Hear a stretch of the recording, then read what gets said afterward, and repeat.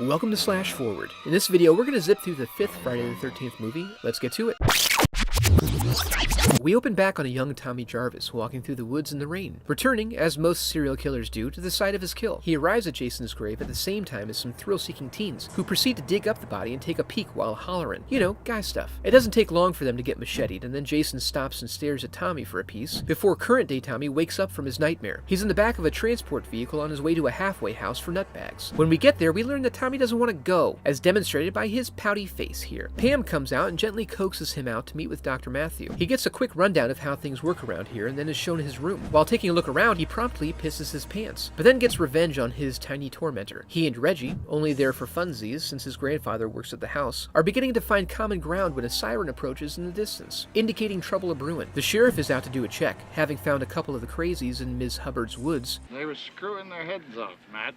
They're then graced by the Hubbards themselves, demonstrating their extreme distaste for the inhabitants of the house, while failing to recognize their own status as garbage human beings. Later that day, everyone's outside enjoying the sunny day and doing stuff. Chopping, laundry, chocolate. Joey's buzzing about, trying to be helpful, but only managing to demonstrate why being a sticky mess isn't conducive to being a productive member of society. Rebuffed by everyone, he breaks the one rule they all must live by: don't piss off Vic. The consequences demonstrate the importance of following this rule. If that wasn't traumatic enough, the coroners take it a step further by whipping back the sheets and revealing the carnage, while also insulting the bystanders. Bunch of pussies. That night, a couple of greasers find themselves broken down on the side of the road. Pete insists Vinny get the car working, but feels it's taking too long. Unable to wait, he goes off to take a dump in the woods, which seems extreme and ill-advised, considering the fact that they're on their way to a double date. While gone, Vinny takes a road flare to the mouth. When he gets back, Pete creates some type of experimental a-melodic song while trying to start the car. Kick your ass. Come on now.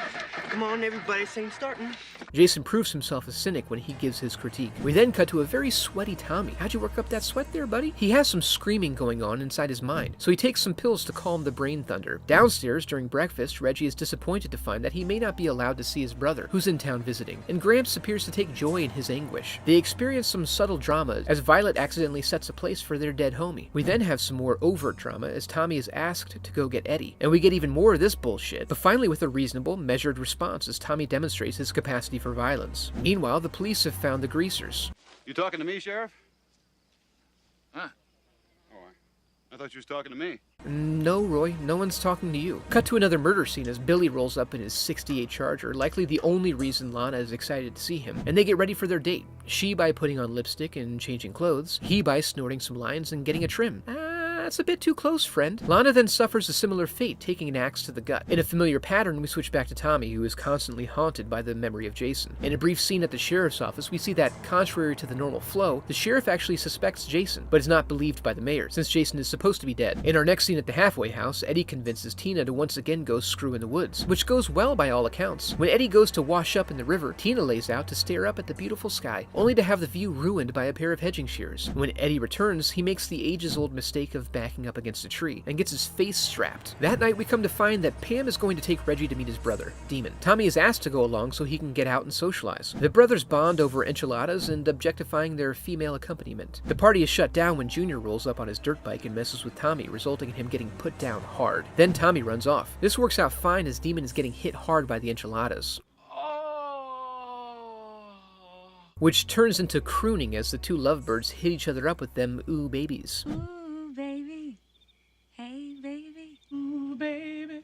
Ooh, baby. Ooh. But ends with a slit throat and impalement. With the cast still somewhat bloated, we have to run through a few kills. Pam finds Matt and Gramps are gone, so she leaves to find them. We clean up the country hillbilly plotline when Junior gets decapitated and Ms. Hubbard gets boiled. Back at the house, Jake gets cleaved, Robin gets run through, and then Violet, distracted by the intensity with which she practices her craft of miming robots, gets her fluffy pillow stomach stabbed. Reggie wakes up and finds the gang hanging out in bed, which he shows to Pam. They run off into the woods, pursued by Jason. They split up and Pam manages to find Matt and Gramps. She also continues running and then flopping her way toward a barn, where Reggie emerges and mows down Jason with some farm equipment. When Jason wakes up, they run off to the barn. When he arrives, Pam hops out with a chainsaw and manages to draw first blood, but then runs out of fuel. Luckily, Tommy shows up, ready for a showdown and to inflict some of that ultra-violence on Jason. Unluckily, he mostly just stands there and gets stabbed, although he does manage to plant his buck knife into Jason's thigh. The battle continues in the loft with some of that classic back and forth that ultimately results in Jason falling out of the barn and onto some farm equipment, which knocks off his hockey mask and peels back a prosthetic mask, revealing he was old Roy this whole time. You silly joker. At the hospital, we find out that Joey was Roy's son, resulting in him cracking and going nuts on the inhabitants of the halfway house, and some other folks for unknown reasons. And then we get another dream sequence indicating the Jason torch has been passed on to Tommy Jarvis, a plotline that will last all the way to the end of these credits.